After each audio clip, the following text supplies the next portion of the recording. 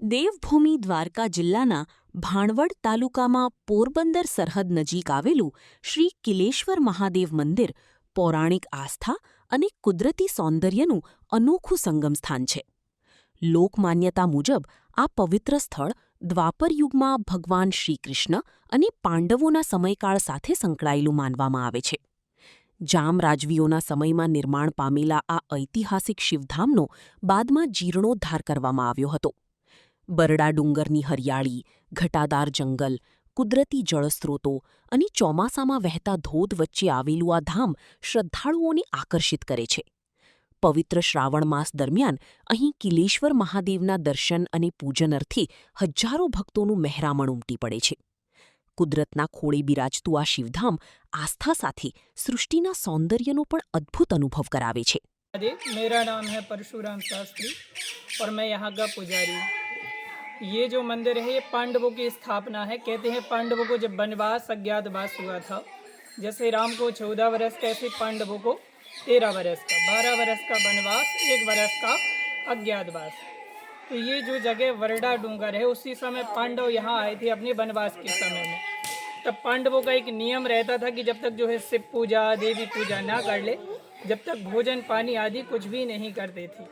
तब जब यहाँ पांडव यहाँ रुके तो देखा कि इस वरडा डूंगर में कोई देवालय शिवालय यहाँ कोई भी मंदिर नहीं था. उसी समय कहते हैं कि कृष्ण भगवान मथुरा से द्वारका आए थे. जब यहाँ आए तो सीधे यहाँ वरडा डूंगर में रुके, पर यहाँ कृष्ण भगवान और पांडवों की यहाँ मुलाकात हुई. पांडवों का एक नियम रहता था कि जब तक जो है शिव पूजा देवी पूजा ना कर ले, जब तक भोजन पानी आदि कुछ भी नहीं करते. तो जब देखा कि यहाँ कोई शिवलिंग नहीं है, तब यहाँ कृष्ण भगवान ने युधिष्ठिर के हाथ से शिवलिंग की स्थापना कराई थी. अन्य मंदिरों की तुलना में आप यहाँ देखोगे कि इस मंदिर की जो दिशा है वो पश्चिम दिशा है. बाकी जो कंपलसरी मंदिरों की दिशा है वो पूरब होती, ईस्ट में. लेकिन ये यहाँ की खास बात है कि ये पश्चिम दिशा में है. फिर यहाँ पांडव 2 से 3 दिन रुके. उसके बाद जो है शिवलिंग की स्थापना की, फिर पूजा पाठ की. फिर यहाँ इनको भोजन बनाने के लिए कुछ चाहिए था, तो यहाँ एक भीम खांदड़ी बनाई. भीम खांदड़ी मीन्स ओखली, जैसे हिंदी में बोलते हैं. फिर यहाँ उन्होंने भोजन पानी बनाया ओखली में जो है. फिर जो है उसके बाद जो है दूसरी जगह चले गए. फिर ये मंदिर लगभग 5,500 साल पुराना माना जाता है, क्योंकि अभी जो कलयुग संवत चल रहा वो चल रहा 5127वां वर्ष, मतलब ये कलयुग के पहले का द्वापर युग का. तो उसके अनुसार अगर हम एक इक्वल देखें तो लगभग 5,500 साल पुराना माना जाता है. फिर उसके बाद ये जब जाम साहब बापू को जो है जामनगर के जो राजा साहब हैं श्री जाम साहब बापू, उनको इस मंदिर का जब मिला तो उन्होंने इसका सबसे पहले रेनोवेशन कराया था 1913-1914 में, 1913 से 1914 के बीच में. फिर हम सब लोगों को यहाँ पता चला कि वरडा डूंगर में किलेश्वर महादेव करके मंदिर है. और यहाँ की सुंदरता, यहाँ की प्रकृति ही हमको जो है यहाँ का राज बताती है. तो सब लोगों से निवेदन है, जरूर एक बार किलेश्वर महादेव जरूर आए. हर हर महादेव. નમસ્કાર, હું નીરવ કુમાર, મદદનીશ વન સંરક્ષક, પોરબંદર વન વિભાગ પોરબંદર.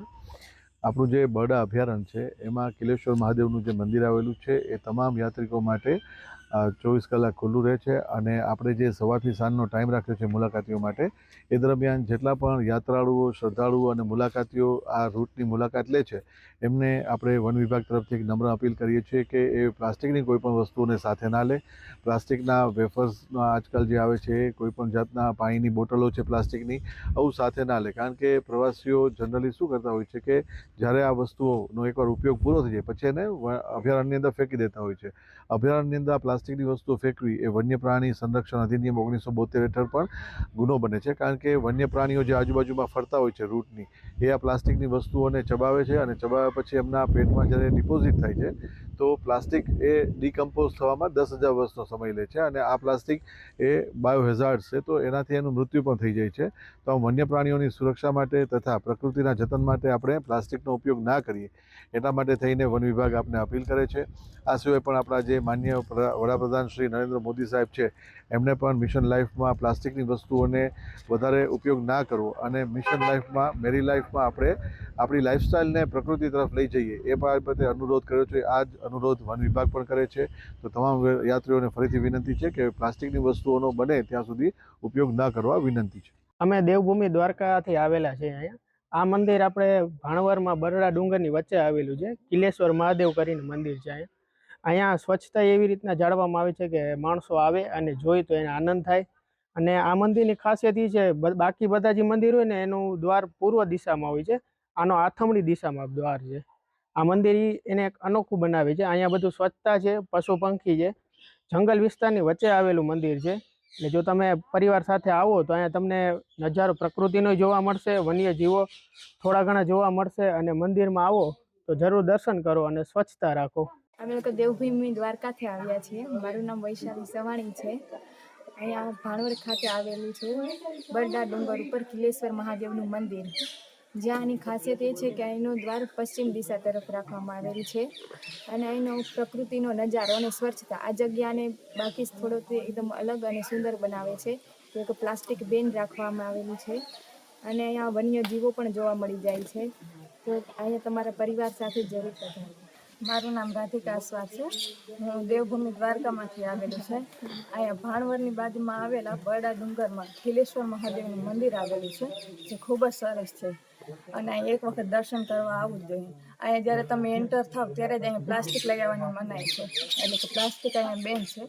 અહીંયા કુદરતને અને સ્વચ્છતા જાળવવા માટે પ્લાસ્ટિક નહીં લઈ આવવાનું.